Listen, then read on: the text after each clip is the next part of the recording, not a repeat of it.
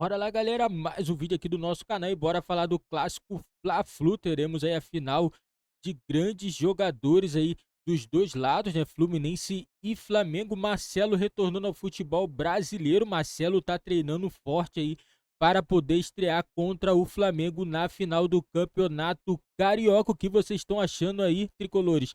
O Marcelo deve estrear na final ou o Diniz deve segurar um pouquinho mais o Marcelo aí para poder não forçar o jogador aí, né? Já que o Marcelo ficou um período aí de inatividade, né? Resolvendo os problemas dele para poder voltar ao Brasil, né? A mudança dele, né? Que durou quase 2 semanas, né? Marcelo morando fora do país há muitos anos, acho que se não me engano são 17 anos fora do Brasil. O que vocês acham aí? Quem é que vai conseguir vencer essa final do Campeonato Carioca? Lembrando que o Campeonato Carioca é dividido em dois jogos, jogo de ida e volta. O primeiro jogo, mando de campo do Flamengo, o segundo, mando de campo do Fluminense, né? Lembrando, vai ser no Maracanã, né? Então não tem muita diferença entre as duas equipes, assim, que vão jogar em termos de mando de campo. O jogo vai ser com muita intensidade. Vamos acompanhar aqui, galera, mais um corte aqui do ESPN falando tudo sobre o Flamengo e também sobre o Fluminense também, que talvez deve ter a estreia do Marcelo na final do Carioca. Pode ser no primeiro jogo ou pode ser no segundo jogo. Será que o Marcelo vai dar sorte, vai conseguir a primeira taça no Fluminense? A gente olha para o lado positivo ou para o lado negativo? O que é melhor essa temporada com o que está acontecendo com os jogadores ou é pior? Não, é pior, né?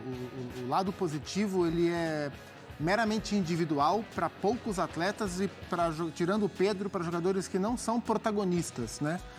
O lado negativo é muito grande. O lado coletivo, ele sofre bastante no Flamengo.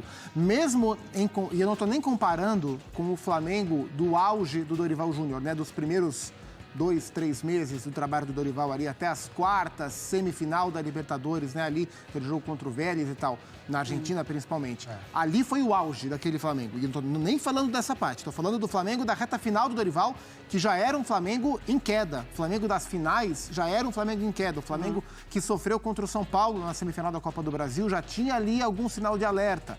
Aquele Flamengo que foi campeão da Copa do Brasil e campeão da Libertadores sem jogar bem, já era coletivamente melhor do que esse. Então, acho que os pontos positivos desse começo de trabalho, e eu não falo do trabalho, porque eu acho que ele vai evoluir, mas desse começo de trabalho do Vitor Pereira, eles são meramente individuais.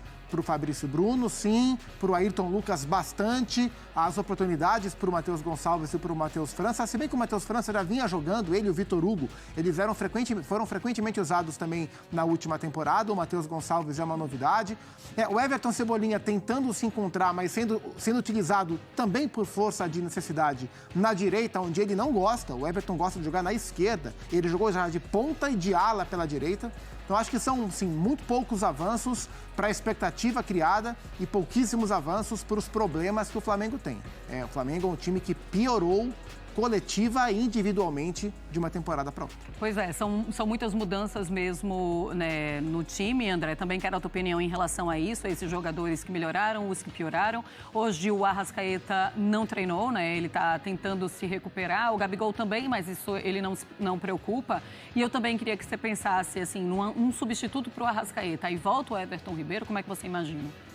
Começando pelo final. Essa é uma questão que está posta desde 2019, né? Quando o Flamengo dava espetáculos, e eu falo, não vamos ficar voltando aqui a 2019, ficar falando de um outro treinador, porque isso contaminou a discussão a respeito do Flamengo durante muito tempo. Mas a gente precisa lembrar que esse núcleo de jogadores, e principalmente aqueles que são mais talentosos, e são jogadores que a torcida quer ver, e as pessoas que são neutras e acompanham o futebol se acostumaram a ver, eles estão presentes aí. E a utilização ou não utilização deles vai sempre ser um foco central da leitura sobre o que o Flamengo faz. Sim. Então, quando o De Arrascaeta não joga, o problema da substituição dele, ele é antigo. É desde aquela época em que o Flamengo ganhou um Campeonato Brasileiro nadando de braçada, como se diz na gíria, e ganhou uma Libertadores de maneira épica com os gols do Gabriel contra o River Plate no Peru nos últimos minutos. É um jogador quase que impossível de substituir. Se você olhar o elenco do Flamengo, você vai encontrar algumas peças que fazem algum percentual do trabalho do De Arrascaeta. Só que juntas elas não podem ficar, porque o De Arrascaeta é um só. E aí é um problema que precisa ser solucionado, talvez com a criatividade do treinador, que não apareceu até agora, ou com o surgimento de um jogador que possa ser contratado. Mas imagine como seriam os olhos de cobiça sobre um jogador que possa ser, né, um De Arrascaeta 2.0 no elenco do Flamengo. Se ele existisse, eu acho que as pessoas que estão tomando decisão no Flamengo já saberiam quem ele é e já estariam tomando providências para contratá-lo. Isso ainda não aconteceu. Agora, em relação à mudança de ideia de jogo, um outro sistema, é quase que lógico que quando uma mudança desse porte acontece numa equipe, alguém vai se dar bem, né? Porque você passa a jogar de uma outra maneira e essa outra maneira acaba beneficiando as características individuais de um ou outro jogador. Mas o futebol, ele não é feito para que um coletivo seja colocado de lado para que as individualidades apareçam. Tudo isso precisa andar junto, isso é meio o beabá. É claro que o Vitor Pereira está tentando fazer isso, mas até agora ele não conseguiu. Então, quando a gente olha, o Matheus França, quando entra, vai bem. O Ayrton Lucas é um jogador que está curtindo essa nova forma de atuar. Isso é verdade, mas é pouco e não deveria ser assim. Não que a gente devesse estar falando sobre outros, os de sempre. Não, a gente deveria estar falando sobre o que o Flamengo faz como equipe. E aí está o problema desde o início da temporada, embora recentemente as coisas tenham melhorado um pouco com as vitórias sobre o Vasco e a possibilidade de disputar o título estadual. Sobre os jogadores de sempre, só para finalizar, aqueles que todo mundo, né, sabe quem são, o chamado quarteto e tal, eu acho que quando o Vitor foi contratado, as pessoas no Flamengo já sabiam que não seria viável jogar com todos eles. E talvez isso aconteça em determinadas circunstâncias. Para os jogos mais difíceis, aqueles que o Flamengo precisa disputar para alcançar os seus objetivos, um deles estará fora. E, por enquanto, tem sido o Everton Ribeiro. Vamos seguir o Sport Center falando agora do outro lado, do outro time da final do Campeonato Carioca. Gláucia. Vamos, porque do lado do Fluminense, a ansiedade pela estreia deste homem aqui. Será que vai ser na decisão do Carioca que vamos ver Marcelo de novo com a camisa do Flu?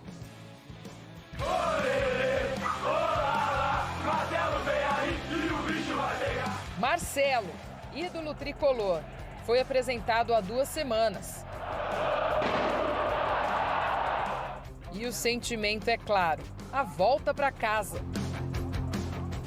O melhor momento da minha vida, estou voltando para casa. Obrigado a todos. Estou muito feliz. É um momento que eu sempre sonhei, né? Estar aqui com vocês. E tem outros sonhos também, que é voltar a vestir a camisa do Fluminense, me sentir mais um guerreiro, brigar por todos os títulos. E tenho certeza que esse ano vai ser maravilhoso pra gente. Desde então, o jogador vive uma rotina intensa de treinamentos. Ainda não se sabe quando o lateral esquerdo estará à disposição do técnico Fernando Diniz, mas a meta é que o jogador consiga disputar as finais do Campeonato Carioca contra o Flamengo. Enquanto se prepara para estar apto e no mesmo ritmo dos companheiros, Marcelo desfila seu talento mundialmente conhecido pelo CT Carlos José Castilho. Assistência para gol, passe de ombro e muita tranquilidade. Dessa forma, a torcida tricolor fica ainda mais ansiosa para ver o ídolo em campo. Vendido ao Real Madrid com apenas 18 anos, o jogador volta ao Fluminense e ao Brasil com 34 e não esconde a alegria do retorno para casa. Estou muito feliz e, como eu falei antes, né, eu sou de casa, eu tô em casa outra vez e estou muito feliz. Tá aí, então, toda a tentativa do Marcelo de voltar para essa grande final. É claro que ele quer voltar a jogar pelo Fluminense e quer fazer a sua estreia num jogo gigante como esse, né? Uma final de Campeonato Carioca, ainda mais contra o Flamengo. Mas é perigoso, Zupac. Eu fico pensando assim, será que não dava para esperar uma coisinha, para ter uma estreia um pouco mais tranquila? Ou tipo, tá à disposição, entra e vamos ver qual é?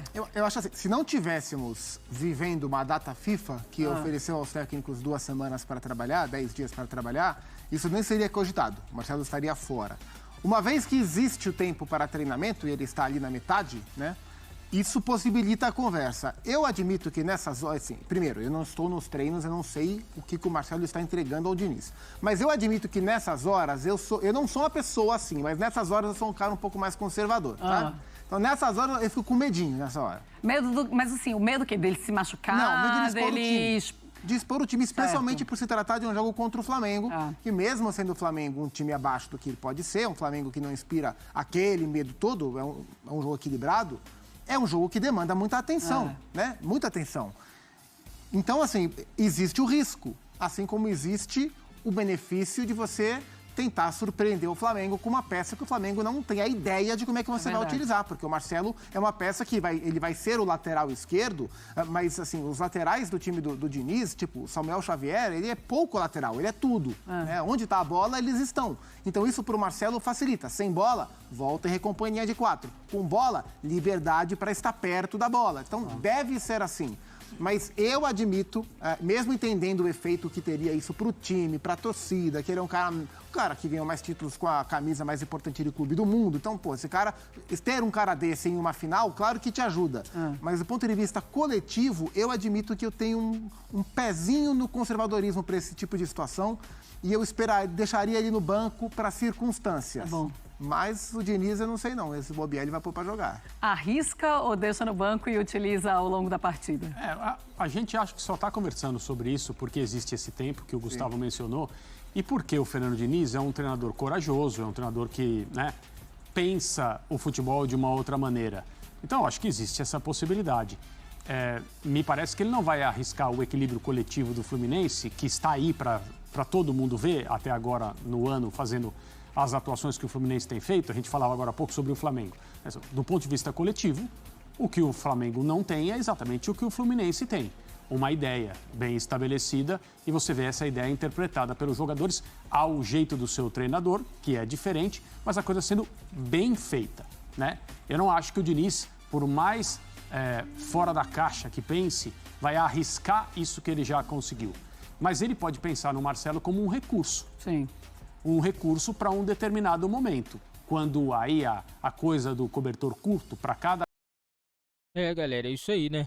Eu também acho também que seria bem precipitado, assim, já colocar o Marcelo de cara. Eu não sei se ele estiver bem fisicamente. Se ele estiver bem fisicamente, é claro que o homem tem que estrear, porque ele tem qualidade para isso. É um grande jogador, tem muita habilidade, vai acrescentar muito no time do Fluminense se ele estiver bem fisicamente. Se ele não estiver bem fisicamente, eu acho bom não escalar ele, mas só se ter ele no banco já é um reforço, assim, gigantesco para o time do Fluminense. Ele ser alternativa para entrar no segundo tempo. Lembrando, galera, o primeiro jogo vai ser dia 1º de abril, sábado, 8h30 da noite. O segundo jogo vai ser 9 de abril, vai ser no domingo às 18 horas. Aí são 2 jogos ida e volta no Campeonato Carioca. Na minha opinião, é claro, o Fluminense, pelo que tem feito, é uma equipe favorita, mas os 2 jogos aí, né, pode acontecer de tudo, pode acontecer muita coisa, então não tem como cravar assim 100% uma equipe favorita. É clássico, tudo pode acontecer. Eu só garanto aí que teremos